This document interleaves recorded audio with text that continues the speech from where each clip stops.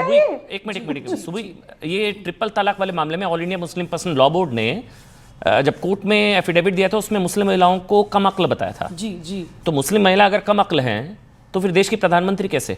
जी जी, ये तो all India Muslim personal law board ने बोला था कोर्ट के अंदर। जी जी जी। अमन, एक्चुअली प्रॉपर एफिडेविट लगा था कि मुस्लिम महिलाओं में मुस्लिम पुरुष के कंपैरिजन में आधा दिमाग होता है, ये कहा था। और ये आधा दिमाग आधा वोट, ये कोर्ट में बकायदा इसको कोर्ट किया गया था, ये all India Muslim personal law board की और तरफ से। देखिए, मुस्लिम महिलाएं भी इस बात को जानती हैं।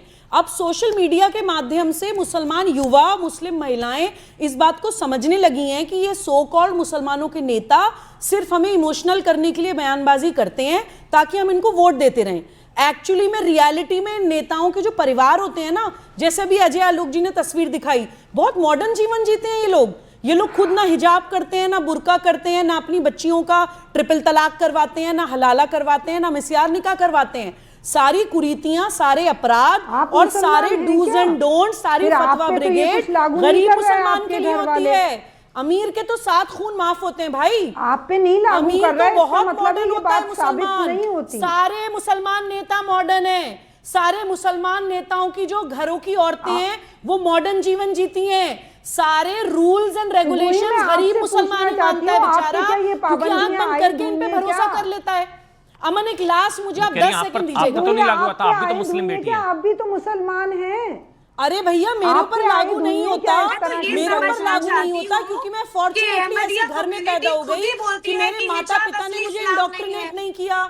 मेरे ऊपर इसलिए लागू नहीं होता क्योंकि मैं सक्षम हूँ, मैं गरीब नहीं हूँ, मैं असदुद्दीन ओवैसी साहब के ऊपर निर्भर नहीं हूँ, मेरा भविष्य उनके हाथों में नहीं है। तो इसका मतलब है सारे मुसलमान औरतों पे ये लागू नहीं होती हूँ, इसलिए मेरे ऊपर लागू नहीं होता। रूढ़िवादिता क्यों है? भारत की हर मुसलमान बच्ची ऐसी ही होनी चाहिए कि वो स्वतंत्र हो, वो मानसिक तौर पे किसी की गुलाम ना हो, उसका भविष्य इन मुसलमान नेताओं के हाथ में ना हो, उसका भविष्य अपने दिमाग के ऊपर हो, अपनी काबिलियत के ऊपर हो, अपनी एक स्वतंत्र जीवन के ऊपर हो। यास्मीन जी, सुबह थोड़ी कम मुसलमान थोड़ी ना है, वो अगर तिलक लगाती है, हिजाब नहीं लेती, घूंघट तो नहीं मैं यही करती, तो कह रही हूं, या वो सर नहीं ढकती अमन है, जी, मेरा तो यही तो मानना है कि सुबुही भी तो मुसलमान है, उनके माँ बाप ने कितना मजबूत बनाया है इन्हें। नहीं, लेकिन मुस्लिम बेटियों को तो कम अक्ल बताया था ट्रिपल तलाक मामले में all India Muslim personal law board ने। मैम, तो सारी अगर वो गंवारपन की बात कर रहे हैं, सारी बहुत सारे लोग, एक मिनट, गंवारपन, क्या सोचते हैं? गंवारपन, मुसलमानों में ही गलत बयानी होती है? गंवारपन किसकी बात कर रहे हैं आप? मुस्लिम बेटियों की बात कर रहे हैं। मैं कहती हूँ वो बिल्कुल गलत बात है, मैं नहीं मानती वो बात, बिल्कुल नहीं मानती। नहीं तो वही से मैं यही बात करती हूँ कि भाई आप भी तो मुसलमान हो पक्की, और आपके माँ बाप ने कितना अच्छा बनाया है। एक मिनट, बड़ी खबर मिल रही है, बांग्लादेश में एक और हिंदू की हत्या हो गई है। एक बड़ी खबर मिल रही है, मैं 1 मिनट के लिए रोक रहा हूं।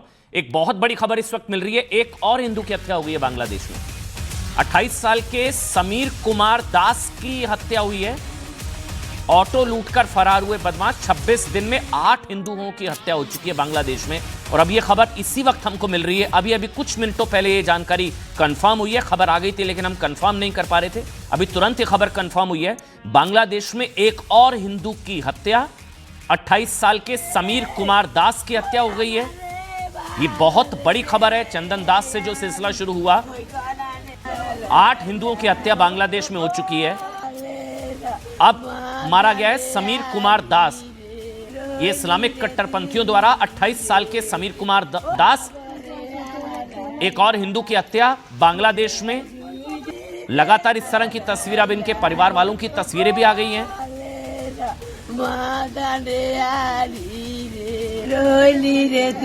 बांग्लादेश हिंदुओं के लिए नर्क से भी बदतर साबित होता नजर आ रहा है। कोई दिन नहीं निकलता जब हिंदुओं पर वहां पर किसी तरह की क्रूरता की खबर नहीं आती। अब 28 साल के समीर कुमार दास की हत्या कर दी गई है।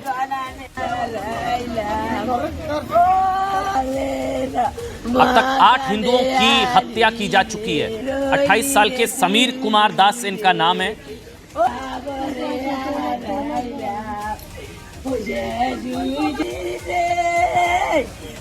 हमारे 28 साल के समीर कुमार दास की हत्या कर दी गई है। आगे बढ़ेंगे। शादाब, अगर मैंने जो सवाल पहले भी पूछा था, अगर ये हिजाब वाकई चॉइस का मसला होता ये चॉइस, जैसे आप लोग कहते हैं बार बार चॉइस चॉइस चॉइस, शादाब, तो फिर ये हिजाब ईरान में क्यों जला रही हैं वहां की मुस्लिम बेटियां, और आप क्यों उनको सपोर्ट करते हैं? शादाब,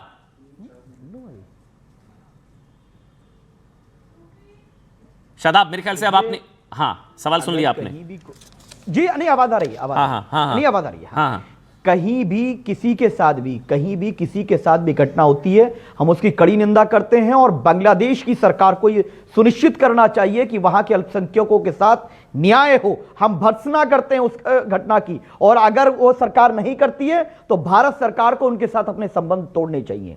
हम ऐसे देश के साथ संबंध नहीं रख सकते जो वहां के अल्पसंख्यकों के साथ अत्याचार करता हो, चाहे वो कोई भी देश हो, चाहे इजराइल होगा, पाकिस्तान होगा, या फिर बांग्लादेश होगा, इट डजंट मैटर। दूसरी चीज ये है कि अगर कहीं भी जब अल्पसंख्यकों पे अत्याचार होता है तो हमारी सरकार को इस पे बहुत कड़े रुख अपनाने चाहिए। और बांग्लादेश की प्राइम मिनिस्टर हमारे भारत में है, और उनका यहां रहना भी एक कारण है, ये सारी चीजें क्रिएट हो रही, उनको अपने देश भेज देना चाहिए। हमें अपने देश की चिंता करनी है, और जो भी यहां पर अवैध घुसपैठिए बांग्लादेश के हैं उनको भी डिपोर्ट करना चाहिए। पिछले 10 सालों से डिपोर्ट करने जुड़ा मैंने सवाल पूछा बहुत कमी आई है, वो सरकार की नाकामी। एक ही वजह इस्लामिक कट्टरपंथ, और कोई वजह नहीं है। एक ही वजह इसकी इस्लामिक कट्टरपंथ, और कोई वजह नहीं है। शेख हसीना वो हमारी सरकार तय करेगी, हमें वही कह रहा हूं। इसके पीछे की वजह से अजय आलोक, मैं इस पर डिबेट कर नहीं रहा था, मैं डिबेट ईरान पर सवाल आपसे पूछ रहा था, मैं ईरान पर सवाल पूछना चाह रहा था वैसे आपने, लेकिन आपने क्योंकि ईरान पर सवाल पूछना चाह रहा था, लेकिन पहले अजय आलोक जवाब दे रहा हूं, 10 सेकंड में जवाब दे रहा हूं। हाँ बोलिए। ईरान भाई मेरे भाई दे देंगे मुझे। ईरान अगर हिजाब चॉइस होता तो वहां जलता थोड़ी। देखिए, सुन लीजिए, ईरान भारत का फ्रेंडली नेशन है। ईरान के अंदर जो हो रहा है, जब तक भारत सरकार का उस पर कोई मत नहीं आएगा, मैं भारत सरकार के मत के साथ हूं, और कहीं आंदोलन होता है वो उनका निजी मामला है। मेरे भारत में मेरे भारत का संविधान चलेगा, और मेरे भारत का संविधान यह कहता है कि जिसको जो पहनना है वो पहने। एक नियमावली है हर चीज की, उसका पालन करना चाहिए, और उसी आधार पर कहा है कि भारत की बेटी हिजाब वाली भी प्रधानमंत्री बन सकती है। हिजाब वाली ही नहीं, हिजाब वाली भी बन सकती है। जब इजराइल पर हमला हुआ था ना 7 अक्टूबर को, तो भारत सरकार का पक्ष आया था, और देश के प्रधानमंत्री ने इसको आतंकी हमला बताया था। तब आपका पक्ष तो उस तरफ था, गाजा के साथ था, फिलिस्तीन के साथ था।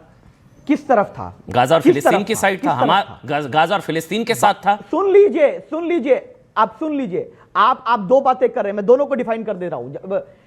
पैलेस्टाइन पर भारत का मत कल भी वही था, अटल बिहारी वाजपेयी साहब का भी वही था, मोदी का भी ये था कि हम लोग 2 स्टेट सॉल्यूशन। आपने कौन से भारत के सरकार का रुख, आपने भारत सरकार के रुख का इंतजार किया था क्या? मैं ईरान पर, आप भारत सरकार के रुख का इंतजार कर रहे हैं ना? सिंदूर पे मैं भारत शादाब, भारत सरकार के रुख का इंतजार कर रहे हैं आप ईरान पर। ईरान पर वहां मुस्लिम बेटियों के साथ आप नहीं है, फिलिस्तीन की मुस्लिम बेटियों के साथ आप हैं, ईरान की मुस्लिम बेटियों के साथ आप नहीं है, जो मेरा रुख है।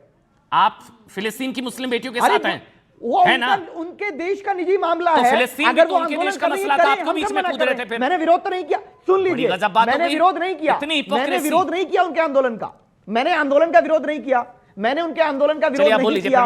वो उनकी सत्ता का मामला, लेकिन भारत में भारत का संविधान चलेगा। भारत में हिंदुओं का देश नहीं है ये, मुसलमानों का, सिखों का नहीं, ये सबका देश है, ये हिंदू राष्ट्र नहीं है। समझ गया मैं शादाब, मैं समझ गया शादाब। फिलिस्तीन की मुस्लिम बेटियों के हक के लिए आवाज उठाने वाले, या फिलिस्तीन का झोला उठाने वालों को ईरान की मुस्लिम बेटियों के लिए भी आवाज उठानी चाहिए। बस मेरे कहने का इतना मतलब है। एक लाइन में खबर यह है, जितना दर्द आपको फिलिस्तीन की मुस्लिम बेटियों के लिए हो रहा था, उतना ही आपको ईरान की मुस्लिम बेटियों के लिए भी होना चाहिए। कट्टरपंथी इस्लामिक शासन तो यहां नहीं हुआ, ईरान में नहीं हुआ। मानवता को शर्मसार किया जाएगा। अजय आलोक, आपका मानवता का तराजू समझ नहीं आता कभी। आप अजय आलोक पहले बोलेंगे, अजय आलोक फिर सुबह, जल्दी से अजय आलोक। मुझे आश्चर्य है कि इतने युद्ध देखने के बाद भी आपको समझ में नहीं आता है। आपस में मुसलमान लड़ते रहे, मरते रहे, एक दूसरे को काटते रहे। ईरान इराक वॉर 10 साल चला, 10 लाख लोग मर गए। किसी मुस्लिम देशन को कोई तकलीफ नहीं होती है, और किसी देश के मुसलमान को कोई दिक्कत नहीं होती है। दिक्कत तब होती है जब मुसलमानों की लड़ाई किसी और से होती है। जब इजराइल से होती है तब यहाँ पे शोर उठता है। जब पश्चिमी देश से हो जाए तो अमेरिका के खिलाफ नारे लगते हैं। जब हिंदुस्तान में होने लगे तो पाकिस्तान, बांग्लादेश, इवन भारत के मुसलमान हिंदुस्तान के खिलाफ हो जाएंगे। हिंदू मरेंगे बांग्लादेश में, यहाँ के मुसलमानों को कोई दर्द नहीं होगा। ये इस्लामिक ब्रदरहुड है, ये चिंता पैदा करता है। ये इस्लामिक ब्रदरहुड चिंता पैदा करता है। और एक बात बता दूं, भारत सरकार बहुत सीरियस है वाजपेयी बांग्लादेश साहब के के हिंदुओं बयान को का लेकर। समर्थन करते हैं। एक बात जान चाहिए, फलस्तीन पर विश्व या ऑर्डर नहीं बदल करते, रहा बता है। दीजिए आप। एक मिनट, विश्व, शादा भाई बीच में नहीं, चलिए। विश्व ऑर्डर बदल रहा है, मैं सबके लिए बता देता हूँ, विश्व ऑर्डर बदल रहा है। जब नाइजीरिया में अपने 48 और नजरिया भी बदल जाता है फिलिस्तीन को लेकर, ईरान को लेकर।